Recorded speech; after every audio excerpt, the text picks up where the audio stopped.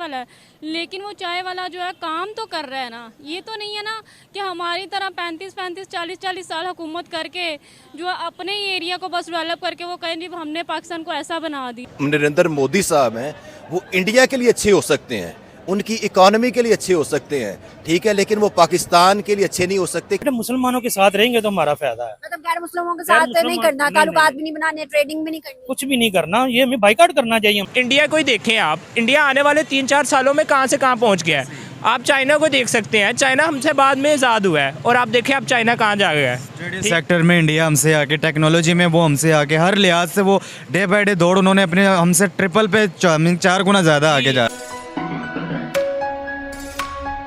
नमस्ते दोस्तों, जय हिंद, वंदे मातरम। स्वागत है आपका हमारे चैनल पर। दोस्तों, मोदी जी का दुबई में शानदार स्वागत किया गया, जिसकी झलक सोशल मीडिया पे वायरल हुई है। एक्चुअली में Modi ji climate change summit में शामिल होने के लिए दुबई गए। इस टाइम पे पूरी दुनिया में क्लाइमेट चेंज एक बड़ा इश्यू है। वही दूसरी तरफ पाकिस्तानी पीएम भी दुबई पहुंचे, पर उनका क्लाइमेट चेंज से कोई भी संबंध नहीं है। उन्हें तो वहाँ भीख मांगनी है। जहाँ बड़ा इवेंट हो वहाँ पाकिस्तानी पीएम और आर्मी चीफ कटोरा लेके पहुंच जाते। इसी को लेकर पाकिस्तानी लोग बता रहे हैं मोदी जी अपने मुल्क के लिए काम करते, और दूसरी तरफ पाकिस्तानी मुल्क को लूटने के लिए, जो पाकिस्तान में आम बात बन चुकी है। कंगाल पाकिस्तान अपनी जिहादी सोच की वजह से कंगाल बन चुका है। वैसे आप इस बारे में क्या सोचते हैं, हमें कमेंट बॉक्स में जरूर बताना, और वीडियो पसंद आए तो प्लीज इसे लाइक एंड सब्सक्राइब जरूर कर देना। सर हमसे बेहतर फिर हिंदू हुए ना, चले अपने इत्तेहाद तो बना के बैठे, यूनिटी तो है, किसी के लिए बुरा तो नहीं ना सोच रहे, किसी को लेग पुलिंग तो नहीं करे, कोई आगे बढ़ता तो उसे खींच तो नहीं ना लेते, हमसे तो फिर बेहतर ही हुए। तो बेटा बेहतर ही होने है ना, जब हम कुरान और सुन्नत को छोड़ बैठे हैं तो बेटा फिर ऐसे ही होना, हमें हमारी पढ़नी है। जब तक हम, देखो मेरी बात सुनो, ये नहीं है, जब तक हम अपने नबी के फरमान के ऊपर नहीं चलेंगे तो कुछ भी नहीं हो सकता। क्योंकि आप सरकार सल्लल्लाहु ताला अलैहि वसल्लम ने फरमाया जो काफिर हैं वो आपके दोस्त नहीं हो सकते, तो हम उन्हीं से दोस्ती बनाते हैं, तो फिर हमें मारी पड़नी है। तो फिर चाइना भी तो सर गैर मुस्लिम है, हमने उससे की दोस्ती बनाई है। तो चाइना भी अपने मतलब के लिए हमारे साथ है ना, उसको भी अपना मतलब है। तो हम ये क्यों कहते हैं कि चाइना दोस्त है और हिंदुस्तान दुश्मन है? बस मैंने आपको बता तो दिया सारा।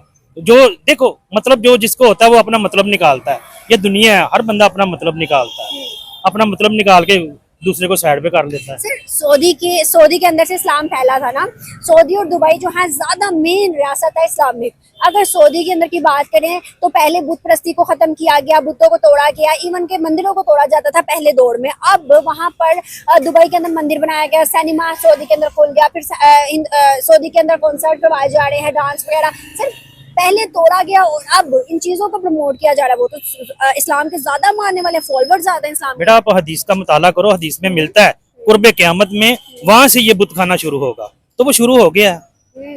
हाँ, आप हदीस का मुताला करें, आपको उसमें मिलेगा कुर्बे क़यामत में वहां से ये बुत खाने शुरू होंगे। इख्तिताम क्या होगा, एंड क्या होगा? एंड दुनिया का फना है। अब आहिस्ता आहिस्ता दुनिया अपने मकाम की तरफ जा रही है। पूरा सिस्टम ही जो है उसको इलेक्ट्रिसिटी से ख़त्म करके उसने सोलर पे कर दिया। तो वो उसने जो वो अब वो इतनी रखता है इलेक्ट्रिसिटी, यानी कि वो डेवलप वो उसको कर सकता है कि वो कहता है कि हम जो है दूसरे और इस तरह के कई जो दूसरे गाँव हैं उनको प्रोवाइड कर सकते हैं इलेक्ट्रिसिटी। गाँव में इंटरनेट सर्विसेज भी आ गई हैं, 5G सर्विसेज। अब यहाँ की हम तरक्की का मुकाबला करते हैं तो हम कहाँ हैं फिर? तो हम मोदी से क्यों डरा रहे हैं आवाम को? मोदी हमारे लिए थोड़ी ना कुछ करने आ रहा, हमारे लिए तो जो हमारा मोदी वो आ चुका है, वो आ चुका है। हाँ। भाई मोदी ने इतने पाकिस्तान जिस पाकिस्तान की मोदी की आप बात कर रही हैं ना, जो आ चुका है, उसने बड़ा राज किया पाकिस्तान पे, लेकिन फिर भी इकोनॉमी नहीं ऊपर उठा सका। और आप कह रही हैं कि हम मोदी से क्यों पाकिस्तान को डरा रहे हैं, तो दहशत मेरे ख्याल है इस बात की है कि इन 10 सालों के अंदर उसने भारत को कहाँ से कहाँ पहुँचा दिया। अब तीसरी हुकूमत में उनकी आती है तो फिर और कहाँ तीसरे नंबर पर पहुँच जाएगा भारत।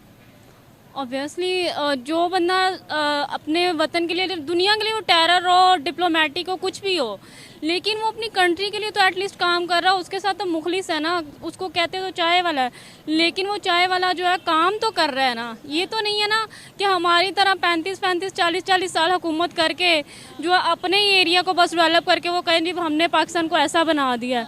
तो पाकिस्तान को जाके ज़रा विलेजेस में देखें, बलूचिस्तान में देखें, ठीक है, तो पता चल जाएगा पाकिस्तान को कहाँ पे लेके गए हैं।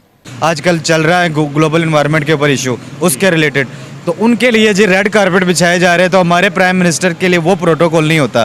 तो क्या इश्यूज है सर इसके? जैसा कि आप देख सकते हैं हमारा मुल्क दिन ब दिन क्राइसिस में जा रहा है, ठीक है, लेकिन जो सा इंडिया का प्राइम मिनिस्टर है मोदी साहब, वो अपने मुल्क के साथ बिल्कुल सिंसियर है। आप देख सकते हैं आने वाले 3-4 सालों में उसने अपने मुल्क को बहुत ज़्यादा सपोर्ट किया है। लेकिन हमारे जो से वज़ीर आज़म है वो आते हैं, कुर्सी छीनते हैं, खाते हैं और चले जाते हैं। जो मीडिया के सामने चीज़ें आती हैं या हम जानते हैं उनको, तो मुस्लिम हमारी जो मैं समझता हूँ कि जो पाकिस्तानी हैं या मुस्लिम्स हैं वो तो पसंद नहीं करते उनको, क्योंकि वो तो ये समझते हैं गुजरात में जो मुस्लिम्स के साथ हमारे उन्होंने जुल्म सितम किया तो उसके ऊपर, और जो खास करके अब कश्मीर के ऊपर उन्होंने किया है, तो मेरी भी एज ए पाकिस्तानी ये राय है कि वो हम उनको पसंद नहीं करते as a prime minister of India, क्योंकि उन्होंने कश्मीर में जिस तरह जुल्म सितम और बर्बरियत का बाजार गर्म किया, उसके बाद जो उन्होंने गुजरात में किया, मैं नहीं समझता कि वो हमारे पाकिस्तान के लिए अच्छे होंगे या उम्मत मुसलमान के लिए अच्छे होंगे। अच्छा, अगर हम उन्हें सिर्फ इंडिया के प्राइम मिनिस्टर के तौर पर जाने तो कैसे लीडर हैं वो? नहीं, वो तो देखें डेवलपमेंट हुई है या वहाँ पे डेवलपमेंट नहीं हुई, वो तो इंडिया वाले लोग समझते हैं, लेकिन मैं ये समझता हूँ कि वो हमारे लिए वो अच्छे नहीं है, पाकिस्तान के लिए ना वो कश्मीर के लिए अच्छे हैं, ना वो उम्मत मुसलमान के लिए अच्छे हैं। क्योंकि अभी आप देखेंगे जब फ़लस्तीन की हमारा जो इशू हुआ है, ये जिस तरह की जुल्म और बर्बरियत फ़लस्तीन में हुआ है जो इसराइल ने किया है, उसके साथ इंडिया खड़ा है उधर, यानी कि वो उम्मत मुसलमान के साथ नहीं थे, वो इसराइल के साथ थे, अमेरिका के साथ थे। तो मैं ये तो समझता नहीं हूँ, ये मेरा यकीन है कि वो पाकिस्तान के लिए अच्छे बिल्कुल भी नहीं है, ना वो उम्मत मुसलमान के लिए अच्छे हैं। अभी आप अगर इंडिया की आईटी कंपनी देखें तो वो पूरी दुनिया में जो आईटी कंपनी है वो इंडिया की फेमस है। इसके अलावा उनकी इकॉनमी भी आपको पता है जो है वो वर्ल्ड लार्जेस्ट ग्रोइंग इकॉनमी है इस वक्त, वो 3rd पे चले जाएंगे ये बाय द एंड ऑफ 2024। तो इसीलिए वो सबको वो उनके साथ इंपोर्ट और एक्सपोर्ट को अपनी कंटिन्यू रखने के लिए उनके साथ ऐसा करना पड़ता है। क्या हमारे पीएम ही वजह है जो आज 26 ममालिक ने इंडियंस को एक गिफ्ट दिया है? वो क्या कि उन्होंने 26 ममालिक ने कहा कि भाई हम आपको फ्री वीजा एंट्री देना स्टार्ट कर रहे हैं। मलेशिया ने भी दी है ऑलमोस्ट 2-3 दिन पहले 26 मुल्क हो गए हैं, और हम देख लें तो हम रोते रहते हैं, पैसे दे के भी हमारे रिजेक्शन लग जाती है, अपने घर में बैठे। आप मुझ पे रहम करें, रात को मुझे काले वीगो ने उठाने आ जाना है। अब आप ज्यादा कर रही हैं, मैं बोलना नहीं चाहता। सच्चाई है, मुझे लगता है फ्रीडम ऑफ स्पीच है, इतनी तो है नहीं। यहाँ पे डेमोक्रेसी जो है ना वो बिल्कुल भी नहीं है। आप देख सकते हैं एक डेमोक्रेटिक लीडर जो है वो अभी तक जो है वो हवालात में बैठा हुआ है। तो मेरे ख्याल में जब वजीर आजम का ये हाल हो सकता है तो हमारे जैसे बंदों का क्या हाल? उस पे ना बोले, आपको कोई नहीं उठाएगा। नहीं।